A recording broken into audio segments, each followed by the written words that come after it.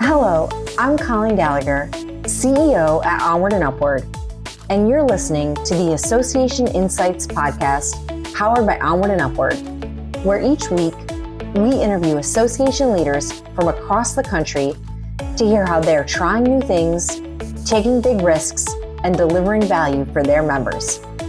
We'll explore the realities of what it means to work in and with associations and bring you the insights and inspiration you need to advance your career and make big changes at your association.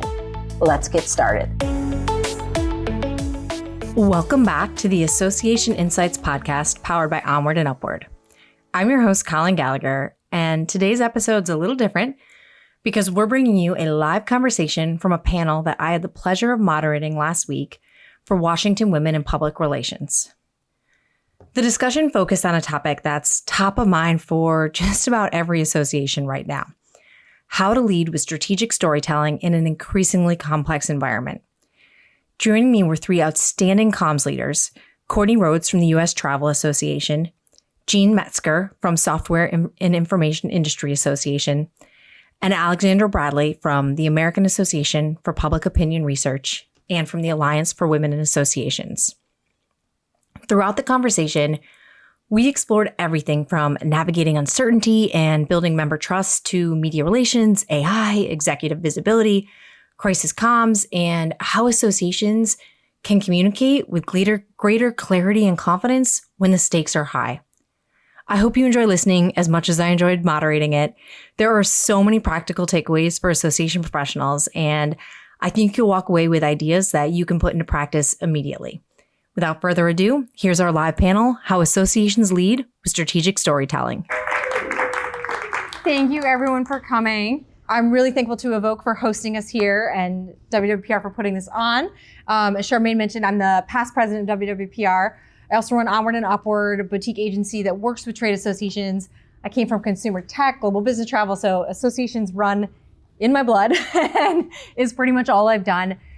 But these three amazing women are so smart, so strategic, and I'm excited for you to learn amazing things from them tonight as we talk about strategic storytelling. So one thing we're seeing is comms isn't just supporting the strategy anymore, it is the strategy, right? And associations, like a lot of organizations, they're being asked to lead through uncertainty, shrinking attention spans, political polarization, AI disruption. All of this is happening while they're also facing rising expectations from members every day. And those of you who work in and with associations know how fun that is and dealing with that situation. So tonight, the goal is to have this be really practical, not just theory, and to hear from them and their different perspectives. We have Courtney Rhodes with U.S. Travel, Jean Metzger with Software Information Industry Association, and Alexandra Bradley, American Association for Public Opinion Research. I'm going to let them tell you a little bit more about themselves and then also kind of set the lens with which they're coming through today. So I'm going to ask each of you to introduce yourself, but also answer why strategic storytelling feels especially important for associations, especially right now from where you're sitting. Hi, everyone. I'm excited to be here. My name is Courtney Rhodes. I am the head of news and media relations. Head of News and Media Relations for the U.S. Travel Association. So right now, I think associations, to answer your question, I think associations have an opportunity to really become a trusted voice when it comes to storytelling. At least for us at the U.S. Travel Association, we're seeing a lot of misinformation, a lot of political opinions, a lot of misperceptions that are happening. And it's important for us to be, that trusted voice, that resource that makes sense of what's happening for people. So that being said, I think the storytelling for us goes beyond promoting the association, right? It goes beyond promoting a lot of our amazing members. It's telling those stories about how travel helps the economy, about how travel really affects all these communities and people's everyday lives that really help us become that resource that people trust and need. Hi, everyone. My name is Jean Metzger. I'm the Vice President of Membership, Marketing, and Communications at the Software and Information Industry Association. In terms of my background, I've been in the association space for 30 years. worked in a wide range of different organizations, always leading membership and marketing. In terms of why it's so important right now, I think we're in an interesting time where competition has never been fiercer, and that competition comes from a lot of different places. I mean, people used to turn to associations for trusted information, for community. AI is, they can go to AI to get a lot of the data and the information that associations traditionally have shared. And vendors in our space have also realized how important community is. And so they're hosting conferences and creating their own communities. And so, the traditional reasons why you've gone to an association are changing. And I think it's, really important to be able to tell that story, your value proposition, in creative ways to really give folks the reason to engage with you.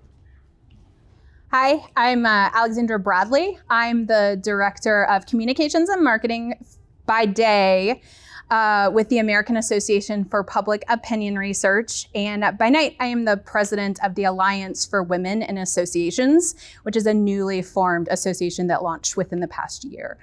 I have been in associations for my whole career. It's been about 20 years now. I started in Old Town.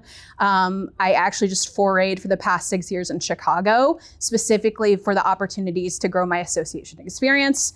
But I came back to DC because this just felt like the place where I feel the most community and the place where I just felt like I belong. For storytelling, I think that in the age of AI, there's going to become an increasing hunger for authenticity and the kind of authenticity and messaging that comes from storytelling. We're already seeing it where there are a lot of people that are fighting, resisting AI and the technology because we don't want it to overtake it, because the humanity is what makes all of this meaningful. And I actually see AI as the opportunity for us to lean into storytelling, to create these messages that resonate with people, that inspire action in a way that AI will never be able to replicate. Awesome. Well, I'm excited to dive in. We're going to start talking about leading through uncertainty, which that's been how many years now? I feel like we've been in this cycle of just very uncertain times. And so, Courtney, you've worked for a lot of organizations that find themselves in the national news. And associations today they're navigating some very politically polarized environments. You talked about misinformation at the beginning here. Tell me what you think separates those associations that can successfully communicate through uncertainty versus those that are struggling. I think it's really important to know who you are as an organization, what kind of outcome you're trying to put out there. I think that there are often times that we rush to put things out and it doesn't resonate. It's important to take a step back, be very strategic, and think about exactly the story you're trying to tell. So as you're thinking about that, how do you decide when to say something versus when it's not your lane or when it's not a good time to be vocal? Sure. I think that a lot of times we, as communicators, we feel pressure, and as PR people, we feel pressure to always have the brand out there. We feel pressure to always make sure that we're in the media. But I tend to ask myself a few questions. Is what I'm going to say valuable? Is what I'm going to say going to move the needle? Is this going to help people? And if the answer is no, then I'm gonna sit out. I'm gonna make our association sit out. And that's okay. I think it's important to be more strategic in that way and sit out than have to go back and, put something out there that you have to, clean up much later. So I don't think that there's weakness in silence. I think that silence can often be very strategic. That's a really good take, and you've seen organizations step in it.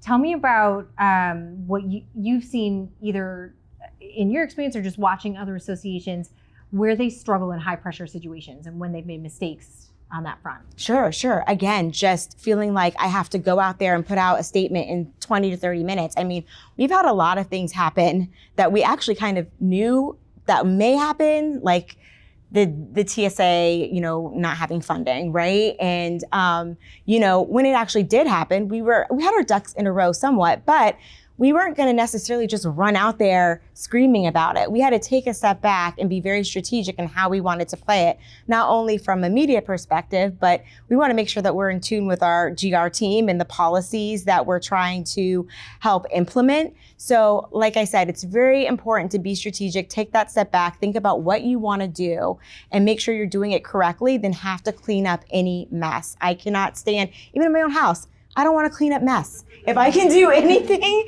to make the mess as little as possible, that is what I'm going to do. So again, if that means, definitely not with the TSA not being funded, because we definitely want to speak on that. But if it's something that doesn't really have much to do with us, like I think yesterday something happened in travel with someone betting on flights, and that has nothing to do with us. So we're going to sit that one out. So just strategically thinking and understanding when to move and when not to move is really important. Yeah, that reminds me. So when I was in global business travel, it was during Trump administration 1, and it was when the first travel ban happened.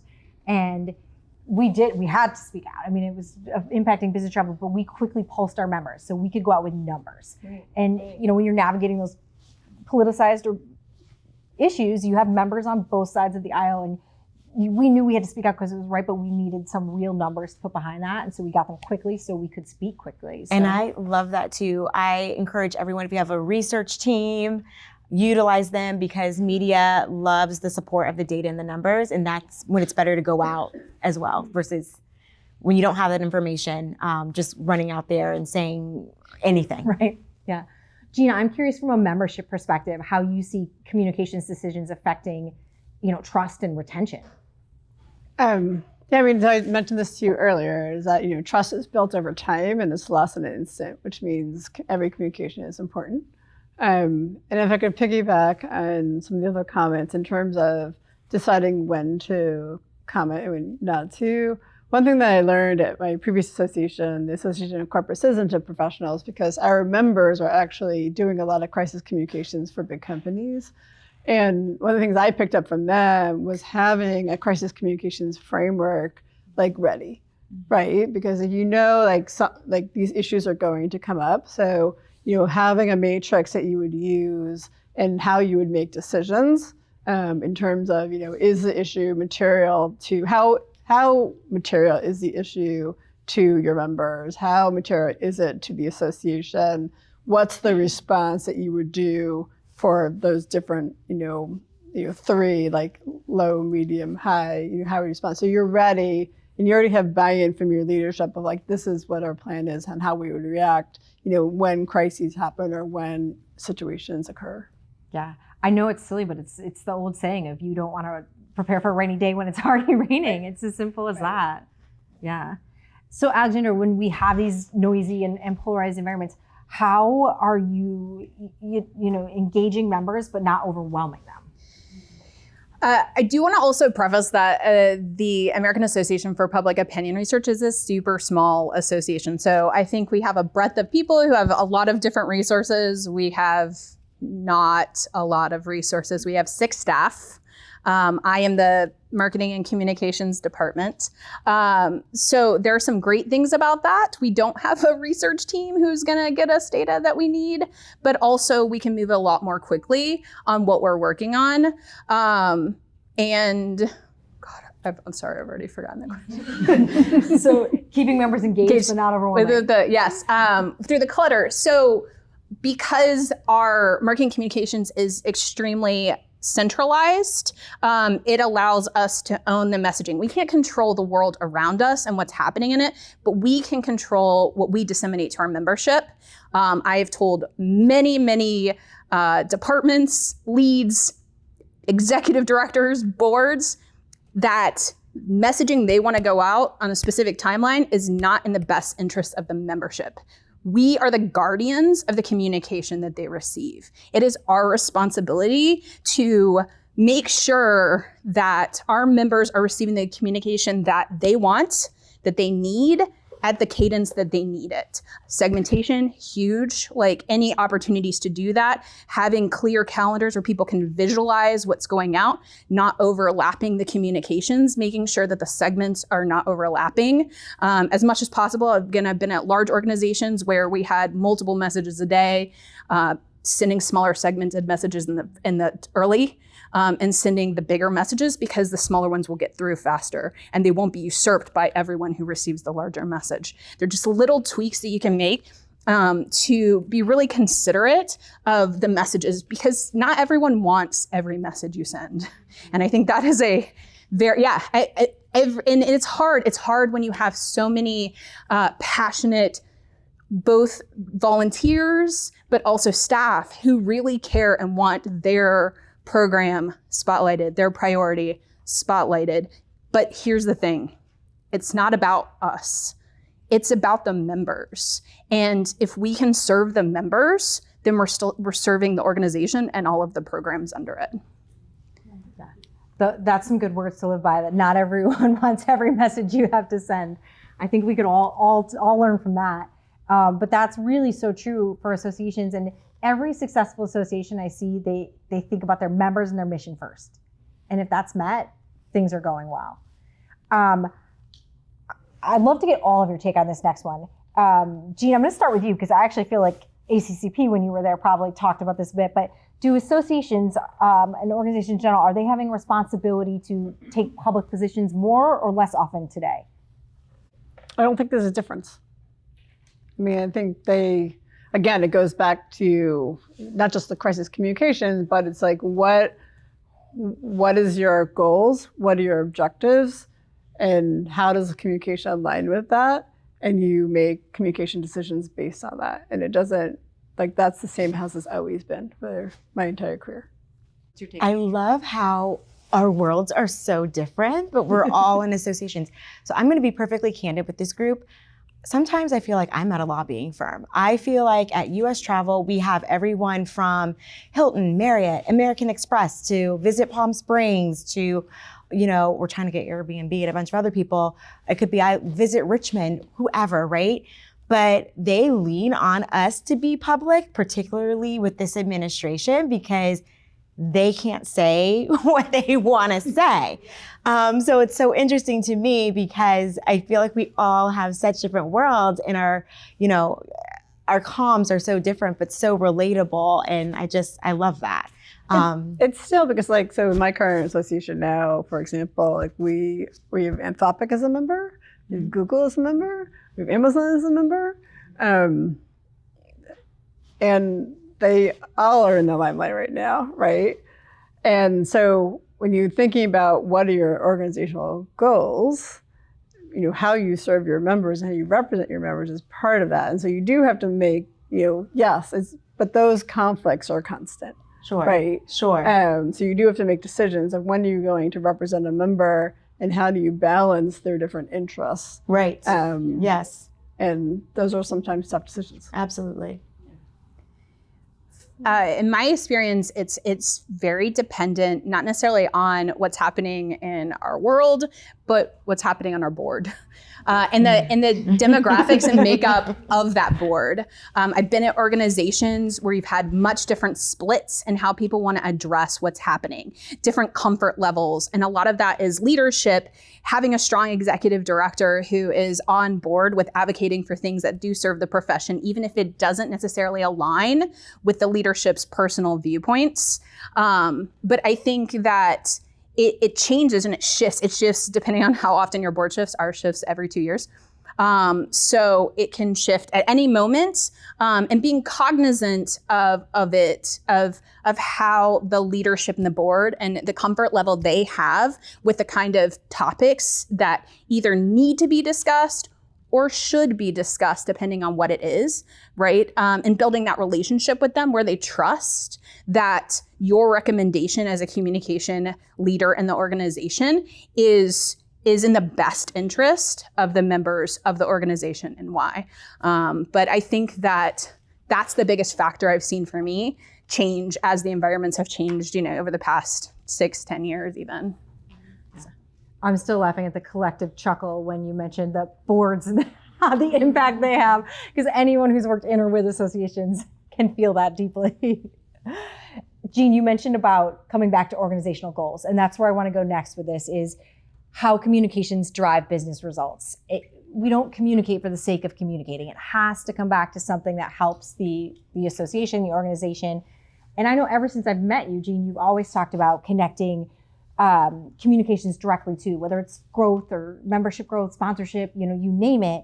How do you think association leaders should think differently about communications if they want it to really become a true business driver?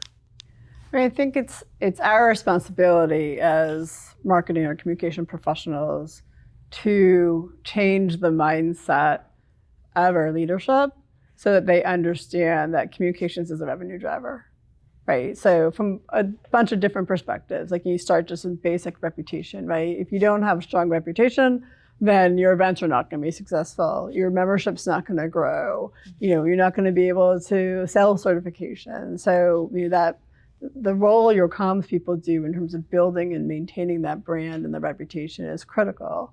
And same for, when you start going down verticals in terms of, whether you're marketing membership or events or whatever, like without comms, you don't have revenue. And I think for a long time, people have thought of communications as a nice to have, but not a central function. And, marketing comms should be on that leadership team. And, if your CEO doesn't buy into that, you have work to do. Yeah, that's huge. I mean, you need that seat at the table. For those smaller or mid-sized associations, where do you start when resources are limited? Especially if you've never thought about comms from this perspective of driving an actual organizational goal. How can you get started?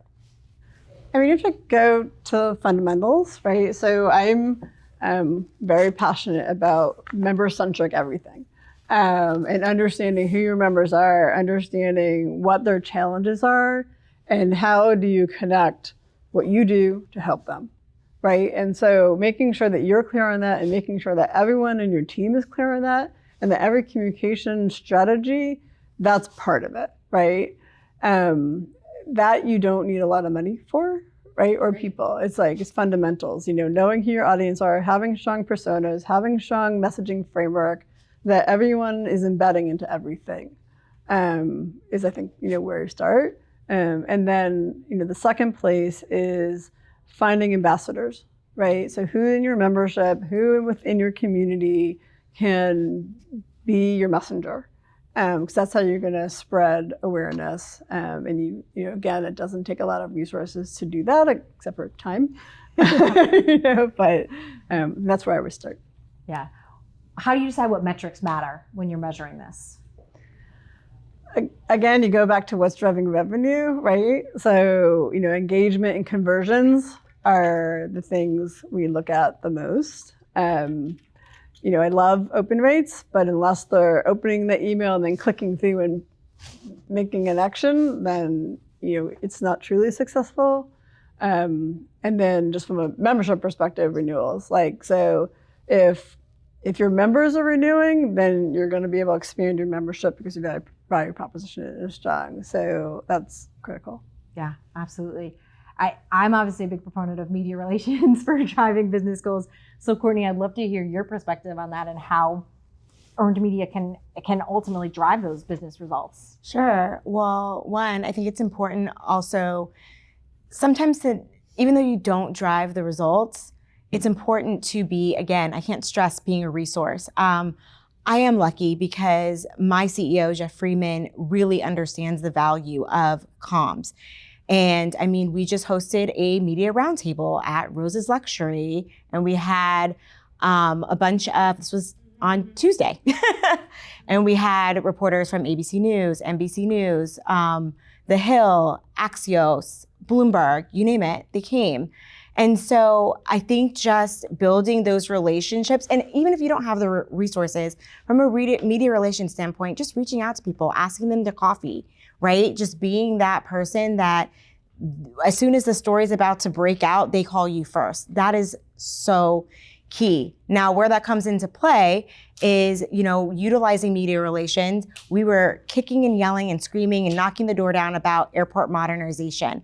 There's so much work that still needs to be done there, but we knocked so hard, we screamed so loudly that at the time, Kristi Noem, who led DHS, she enacted the keep your shoe on policy. So I'm gonna give our media relations team a big pat on the back. You guys are welcome. You can keep your shoes on when you go through the airports.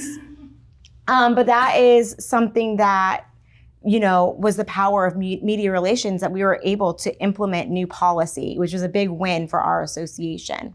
Yeah, that's awesome. I love hearing you talk about the relationships too, because I feel like that has come full circle in my career. Because when I first started, that was what we did. We had coffees and dinners, and it kind of went away for a while. And you would try, and it just it didn't happen in the same way. And that's back.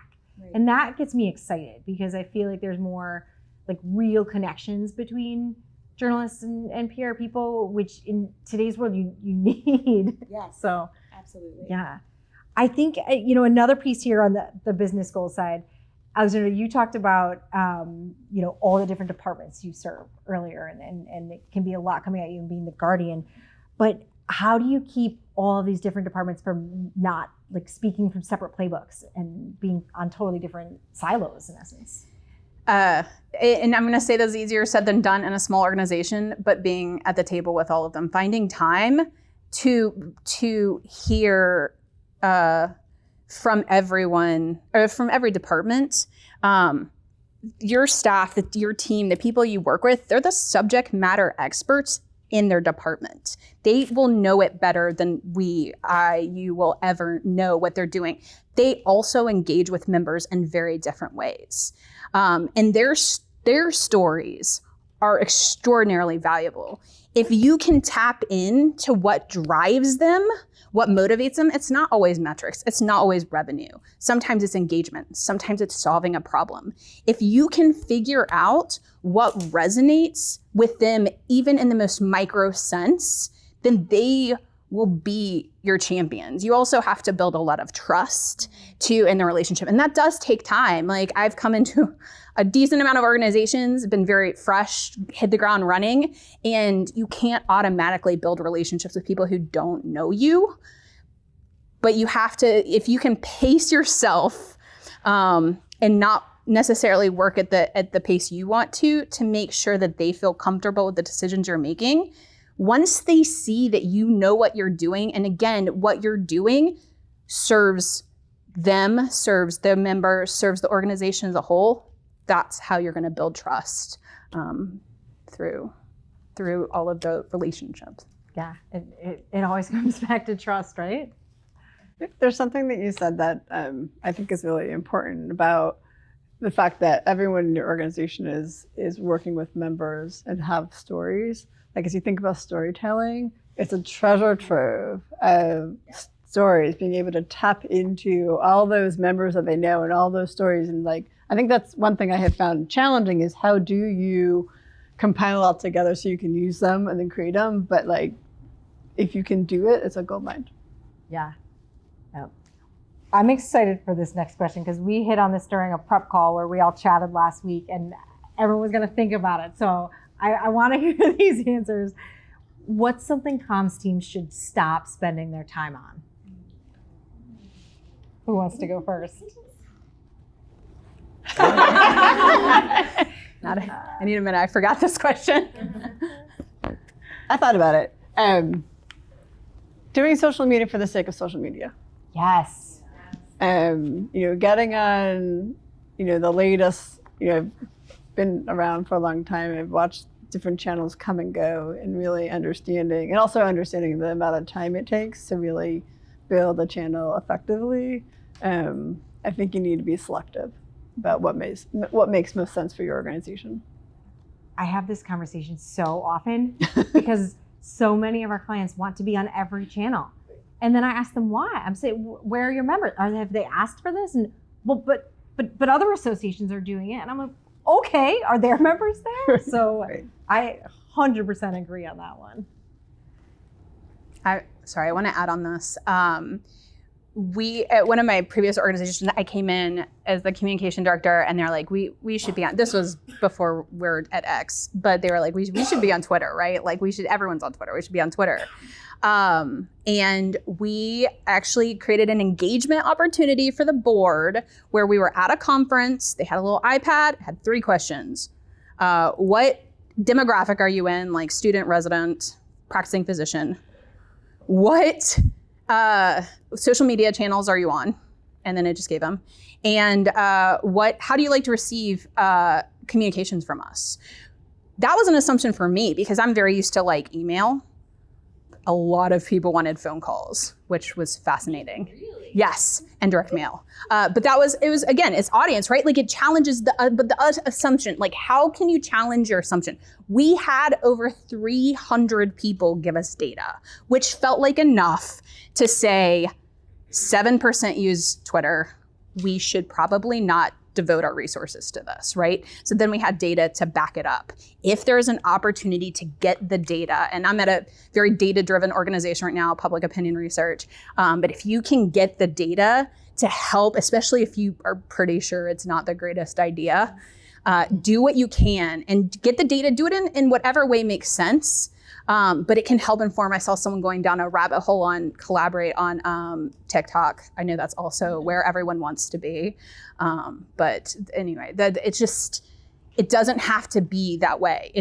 We don't have to react because our board wants it.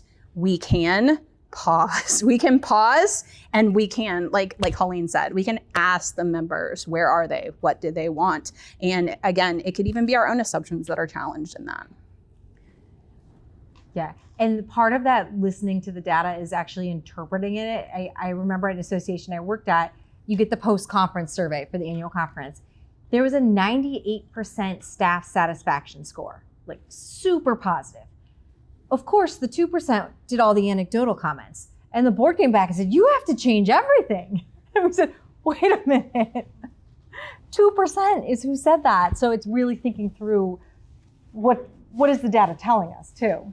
Do you have anything you want to add for this one? I do. I don't know if this is going to be controversial or not. Maybe not. I hope not. Go for it. Can comms teams please stop counting clips? Oh my God, I got like 20 clips and 400,000 unique views. And I prefer that one hard-hitting story that really moves the needle than 200 clips. I mean, agencies everywhere now want to work with you.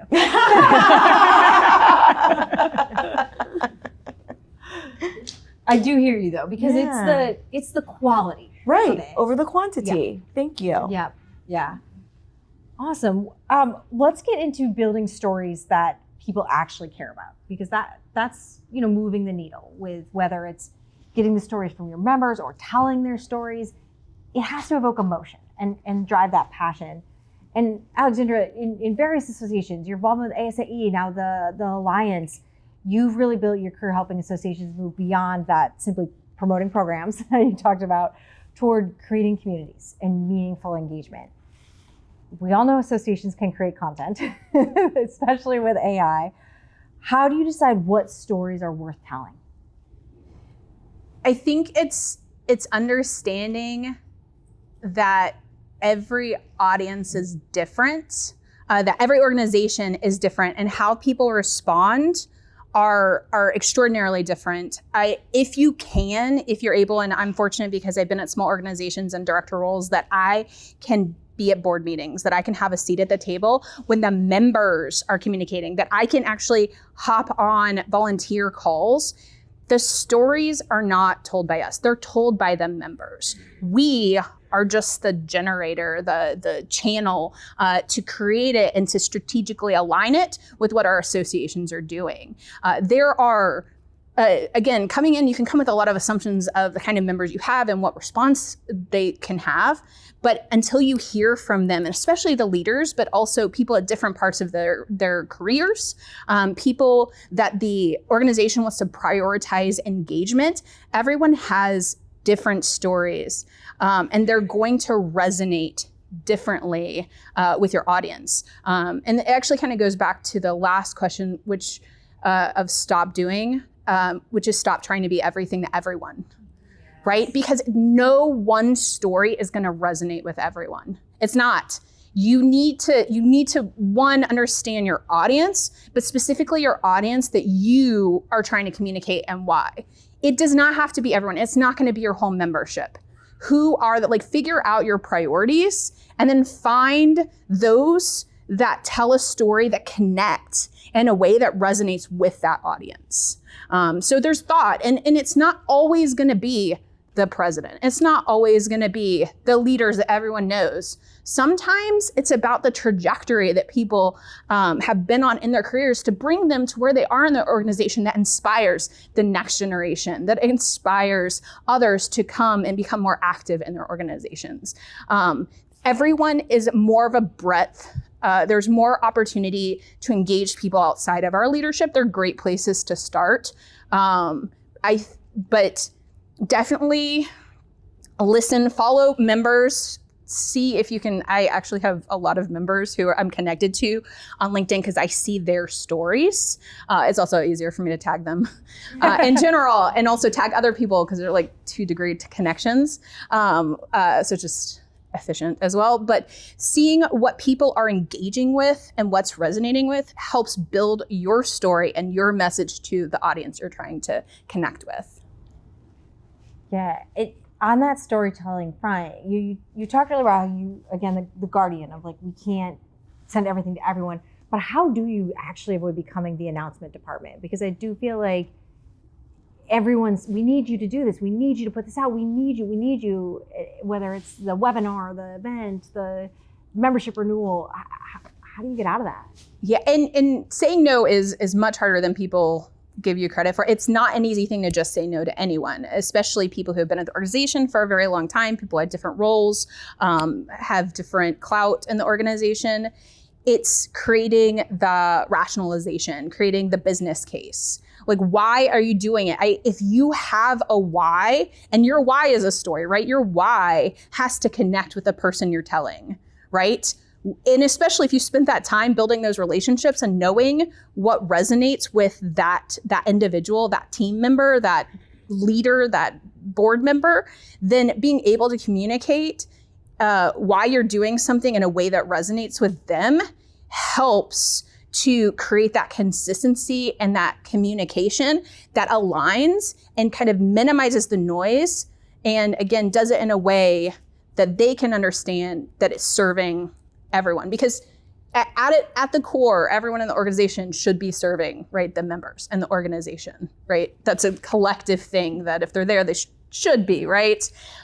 So if they can get behind what you're doing in that vein and the rationalization behind it, then it's a lot easier to get them on board with those decisions.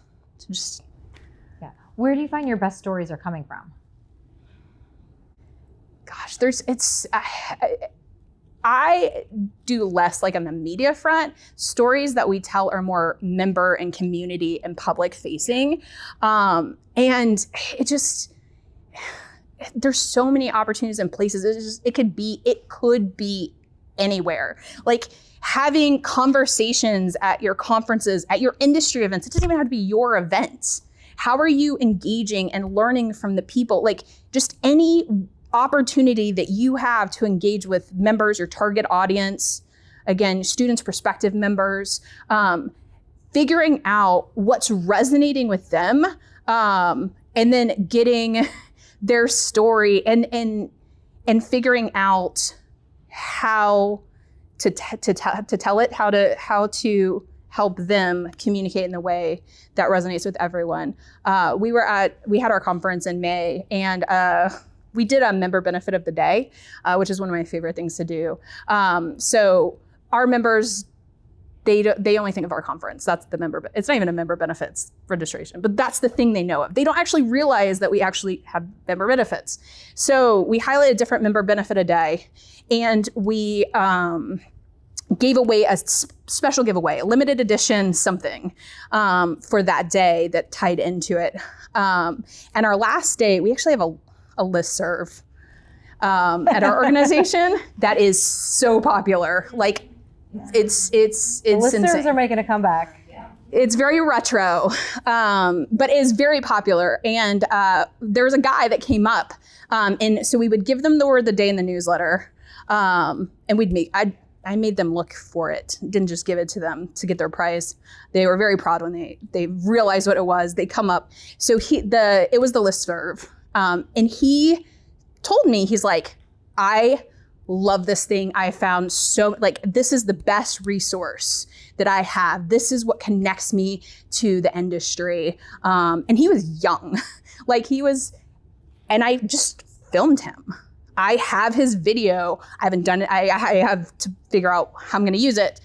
But he naturally created content and told a story in a way that I could never replicate, right? Because it was his story, and it was a way that resonates with our members. I love that. And I think there's something to going beyond the typical thing. I mean, there's someone I had on an association podcast. I have Association Insights, the second or third episode 5 years ago, who said no one tells a member story like a member. And I do firmly believe that. But we're starting to look at other avenues too with some of our clients. So we work with the Transportation Intermediaries Association. They represent freight brokers, intermediaries. So like by definition in their name, they're in essence middlemen. And a lot of people don't know what they do. And so we've been really trying to tell stories to help the general public understand that they're the reason you're able to have, food on your shelves and Amazon boxes delivered to your doors on time. And we tried so hard for years to have their members tell this story. And we finally took another route and created this amazing video series where we had the grocers saying, there was when you think of the baby formula shortages, times like that, it was the relationships with freight brokers that made sure we got those delivered. So having external people tell your story for you is an awesome validator for an association too. So just another, something you would never expect, right? So it's interesting when you think outside the box to tell those stories. Gina, I'm curious how you think member insights and analytics inform storytelling. They shape your stories. That they do. Yeah, that's the point. That's why you get member insights. That's why you have analytics, so they can shape your story. And I make that a priority of, again, getting to understand the member. So I will sit in occasionally, at least once a month, on some new member onboarding calls, some renewal calls. I make sure I go to our events as much as possible so that I really know what makes these people tick, so that information, shapes our stories. Yeah. Courtney, what are you seeing in terms of what kind of association stories are capturing media attention today? Because it's a very fragmented, crowded world. Mm-hmm, mm-hmm. So again, for us, we're very policy driven, but policy usually are not stories that resonate with people. So what we try to do is break it down in a way that is digestible and resonates with the everyday person. What happens when TSA isn't funded and people are trying to travel? What happens when all these international visitors come for World Cup? How does that amplify small businesses in Kansas City and what have you? What happens if this administration implements a $250 visa integrity fee for people to come visit our country per person? That makes it difficult to come here, that makes a negative impact on our economy, because instead of spending $1,000 in the United States for a family of 4, they're now spending that just to get into the United States. So really taking those policy priorities of ours and making them hit home and resonate with the everyday person is what helps us tell our story. And it also, we share those types of stories and those types of pitches to our members for them to use in their respective organizations as well. That's so smart too, because it also helps your advocacy efforts. Because I know on those Hill days, especially when you have nervous members who are thinking, "Oh my God, we're going into the halls of Congress," and they don't know what's. It's just tell your story. Absolutely. Just have these, just feel comfortable. Tell them that's what resonates. Is a constituent walking in and saying, "This is what we're experiencing." So, right. Yeah. Well, we can't get through a panel without talking about AI. So, The $1 million question for all of you. Courtney, we can start with you. How has AI changed content creation for better or for worse? Okay. I heard your first answer, Alexandra, and I feel like we may have differing opinions based upon what you said. God, I love Claude. That's my girl. Claude makes my life so much easier. And so while I don't rely on AI to tell these stories, just from, when it comes to drafting certain things, materials, even emails, so that I can do my job quicker, just because news, everything happens so fast, it does alleviate a lot of my daily tasks. Now, to your point, Alexandra, I'm not relying on Claude to create stories for me or anything of that nature, but I do utilize Claude for press materials sometimes, or to help me make briefings, things of that nature. So I do like AI. And one of the things I'll say too, I don't know what I was watching, but do you remember that show I Love Lucy from back in the day? So it came on, and I don't know if you guys remember, she worked in a chocolate factory, and it was her job, and she was wrapping all the chocolate, and it was going so fast, and I was like, is that what AI is? Were they when the machines came and, took away their chocolate wrapping jobs, were they oh my God, what are we gonna do? But it was okay. So sometimes I wonder if we're blowing this a little out of proportion, it's gonna be okay. I could be wrong. I don't know, and I guess we'll see. But for me, it's enhanced my life so that I can focus on the storytelling and on all the other big things that I have to do. Yeah. From a pitching standpoint, I found it so helpful for personalization, because I'll throw 5 recent stories from a journalist I want to target in there, and it's almost disheartening because it's so much better than I could have come up with. And I'm like, come on, I've been doing this for 20 years. So it is amazing on that front. Or I'll do things, have it trained on each client, and I will once a week, what are 5 stories in the last 6 days that I should be pitching this client around? We get almost a media hit a week from doing that. And absolutely. It really is fascinating. Absolutely. On that front. Yes. Jean, your thoughts? I'm with you. I love AI. I use it all day long. It makes everything quicker and better. Just an example, yesterday we had done a couple months ago, we did a half-day event that had 4 different sessions, and it had great content in this event. And so we wanted to do a lead gen piece around it. And we had the recordings transcribed. I put into Claude the transcriptions and then uploaded all the PowerPoints from each session, and then told it, what I wanted to create, what the purpose was to create, and I said, give me an outline. It read it in 5 minutes or less. It gave me this great outline. Then it wrote, executive summary for me. But then I went back to one of my colleagues who's a subject matter expert and said, hey, here's what this came up with. I need your expertise to review it and make sure it's correct. What's missing? What would you add to it? So it doesn't just do it for you blindly, right? You always need that human eye. You always need the subject matter expert. We know our members and our association better than AI do. So, we train it, we advise it, we adjust it. But in my opinion, it makes everything better and quicker. All right, be our devil's advocate. I feel like I actually need to clarify that I'm not anti-AI. I think AI is going to give communicators the greatest opportunity. But that being said, I think that there are some absolutely super boring tasks that as communicators we have to do. There are things that I absolutely loathe, and it's not the creative, it's not the stories. It is. So you mentioned video. We have the greatest thing our organization has is loads of volunteers. So we don't have staff, but we have volunteers that are producing content left and right. And within the past month, our history subcommittee has produced 3 interviews of legends in the industry, which is fantastic. That is insane. We have a 2,400 person organization. To have that much content come out of volunteer-led initiatives, I think is extraordinarily impressive. These interviews are an hour long each. And I'm not gonna lie, like, history is cool. Like, I like history.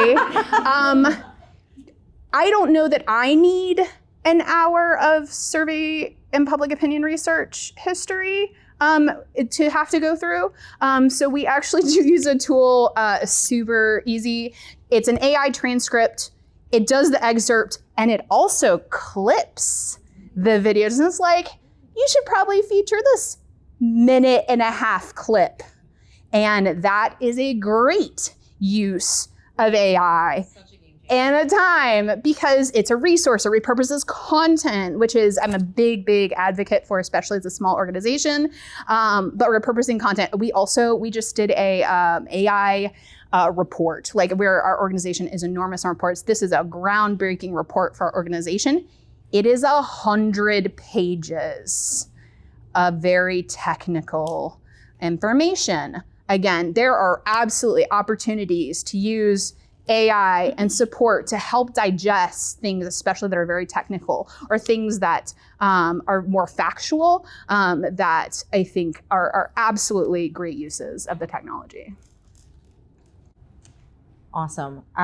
This has been a really great conversation. I want to do a quick lightning round with a few one-liners here. So we'll start recording for the first one, go down the line. So one comms trend that every association should pay attention to over the next year. Trust, being a trusted resource. Love it.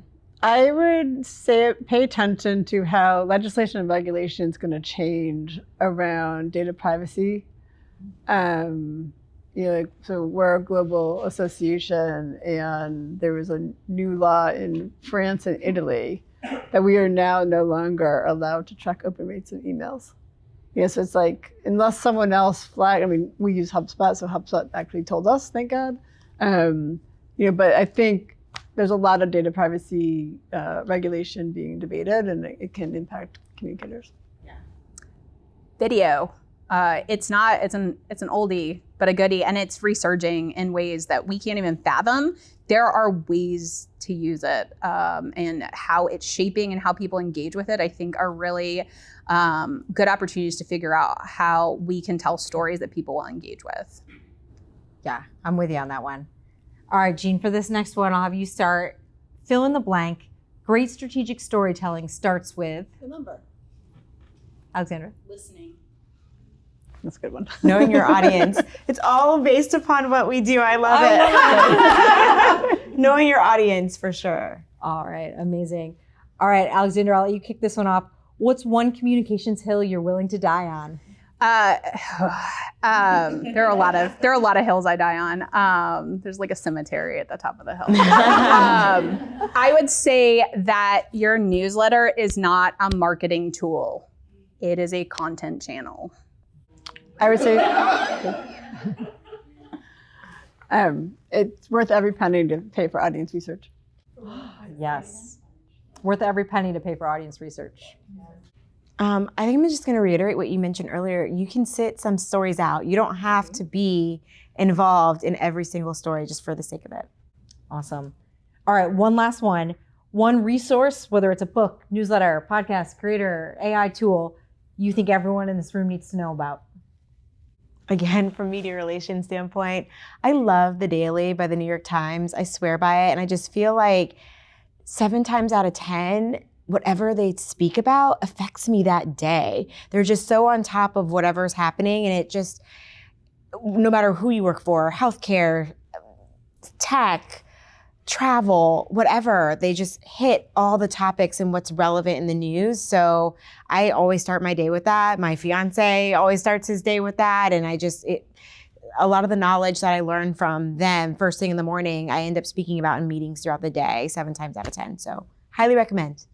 So HubSpot has a lot of free online classes and resources, and they have a daily marketing email that I read every morning, which I really enjoy. I love their and your education. podcast. Thank you. I'll throw out the transcription AI thing that we use, which is rev.com, that does the clips. Again, like we're on a super lean organization. So finding tools that are not enormous investments are really valuable for I was us. wondering if you were going to share that. I was like, Another good video one I'll throw out is Descript, DESCRIPT.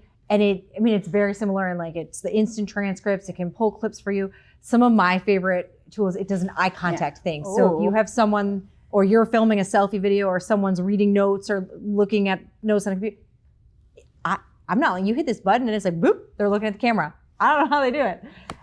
It has a remove filler words. So, we pump our podcast through that. All the ums and likes are gone. wait, that's an AI I'm not sure about. Because we have to have proper grammar and be able to speak. Now I'm on your side. I'm just kidding. Except I'm not. How smart it makes me sound. Awesome. Well, thank you all so much. This was incredible, insightful. Thank you. We'd love to take some questions here. I'm going to repeat. We are recording it. So the podcast we keep mentioning, Association Insights, this is going to air as an episode. So I'm going to repeat the question so we capture it for the podcast, and then we'll direct it to whoever you're wanting to ask. Okay, great. My question is for Jean. Jean or Jean? Jean. Okay. You mentioned that Amazon and some of the big, weighty organizations are part of. How do you balance? You guys talked about it earlier, balancing the needs of various organizations, but those are big guys. So, how do you balance folks who might want to throw their clout around a little bit more than others? Do you have mainly big ones, small ones? I don't really have that much insight into who your members are. So I'm curious about that. And then two, what's a story that you recently placed that you were really proud of?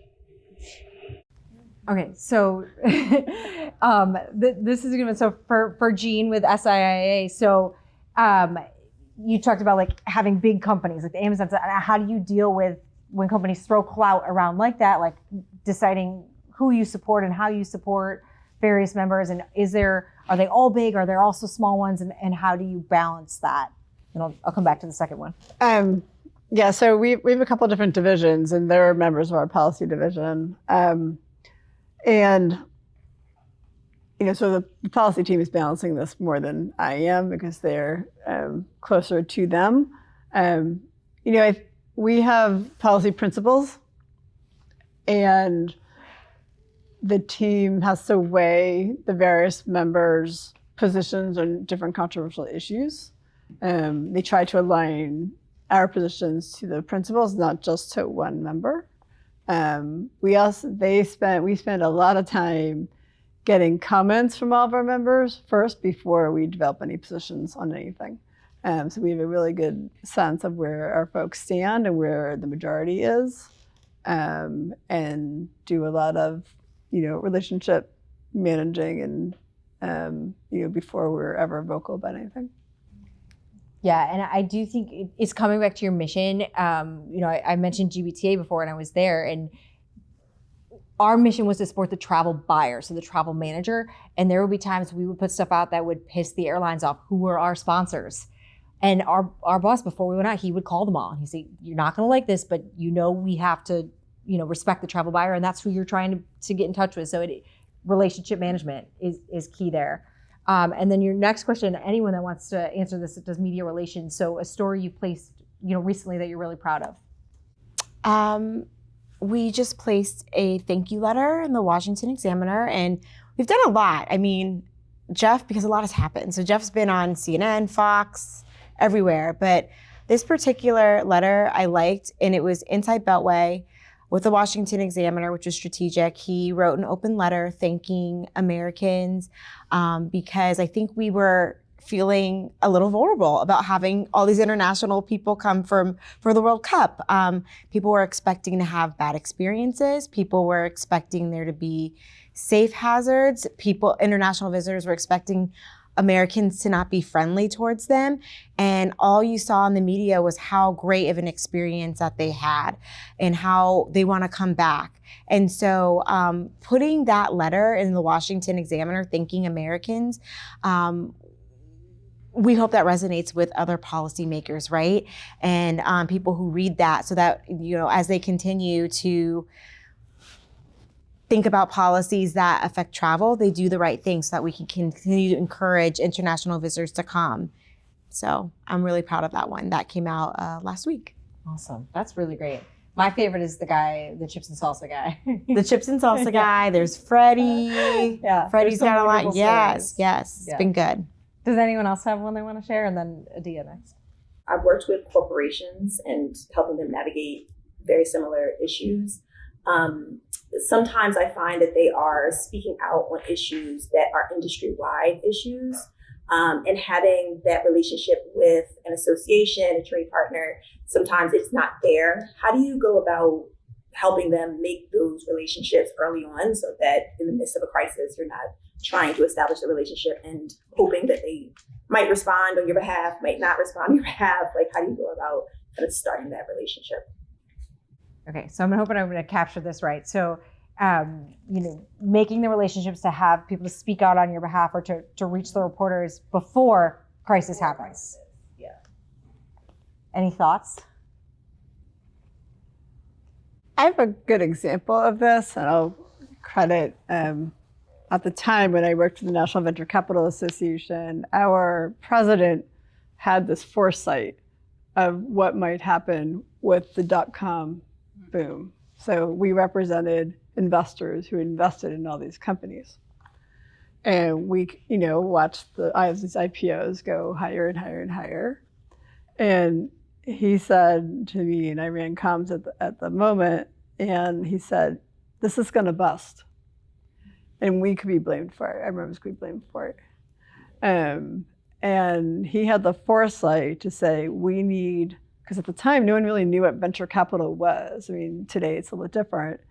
He said, we need to educate the press on the benefits of venture capital so that when this does crash, we're not blamed. And it was brilliant, honestly, because it didn't happen for a year. So we had a year to build relationships with reporters, we brought the venture capitalists in with the entrepreneurs that they invested in. We did a series of PR roundtables with journalists and the entrepreneur talked about the value that these people brought way beyond the money. And when it did happen, eventually, our industry was not blamed. And so it was a very important lesson for me. And it could have ended very differently. That's building some member ROI there. Some value. Oh my God, yeah. It was. Wow. Anyone else? Charmaine? I think all of you mentioned trust, and I think I heard Courtney mention it last. My question is, as someone who works at a pretty big association representing some of America's most iconic brands, what happens when your trust is eroded by some of the most powerful people in the country by misinformation? That's a question for everyone. Okay, we have a loaded question here. But just curious how, and it's you probably just hit by it, but everyone has been hit by it when your message is scientifically backed, perhaps, but some of those names have eroded trust among the public. Great question. I'm going to repeat this before we get into it. But so if you work at a large association that represents some of America's most iconic brands and some of the leaders of our country, am I getting too specific? Leaders of our country use misinformation to damage those brands. How are you, handling that? We all talked about trust. What do you do in those situations?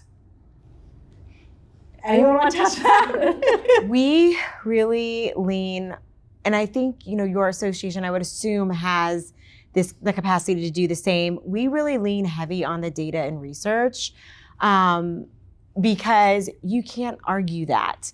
So, there's a misperception on our end that people from other countries come here and they stay and they don't leave, and it becomes a whole issue. The data and the research shows that that's not true. And we'll send you the data you need. We're gonna write a statement about it. We're gonna be out there screaming it from the rooftops. So that is really what helps us. If you can find any research facts, proof, evidence, receipts,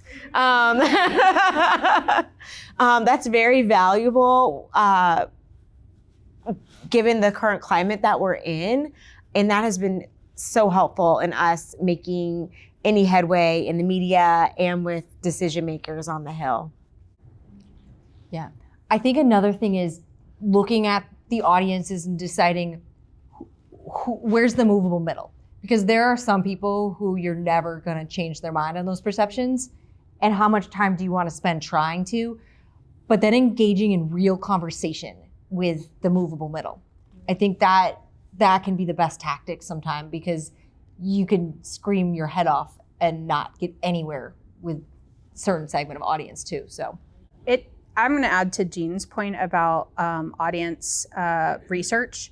Make sure that assumption is correct, because you can assume that the misinformation has damaged, but make sure that that's correct before you become defensive, because becoming defensive can affect your brand more than that blip. So make sure that you have the data to back up what's happening and figure out, is it affecting the core, right? Is it affecting a subset? In which case, is it something that you need to expend your energy on? It's a balance, right? It depends on what the topic is and who it's affecting, and how much it affects your bottom line. But overall, just because it's happening doesn't mean you have to react. Yeah. Awesome. Well, I think we're right about at time. Oh, one more. Let's go. I was going to ask, have you, or how would you deal with association members who feel like they can do comms on their own rather than cohesively through an association? Love this question. So the question is, how do you deal with association members who feel like they can do comms on their own without the support of an association? I'm happy to. That is a true and true. I think that at every organization I've ever been at, it's not just members, it's staff. It's marketing and communications in general are the most accessible things, because we are all receivers of it. Everyone thinks they can do it, right? Because they know it. How hard can it be? And we have had challenges at different organizations, even with members who take it upon themselves to not necessarily align with what our organization is doing. There are opportunities. I don't think it's an all or nothing. I think there are opportunities to figure out where they're coming from and ways that they can continue to engage in the things that matter to them. But creating processes, having guides and styles and adhering to them is the best way to say, that's not in our brand. That's not our voice, right? It's great. It's great actually for them to communicate through their own voice. And if it makes sense for us to amplify that, it could. But more often than not, their communication is more casual. It doesn't fit necessarily the tone of our organization. And we will find other avenues to create it. Maybe it's a blog. Maybe it's something where it very much is allowed to be in their tone. But I think there are opportunities to continue to engage them.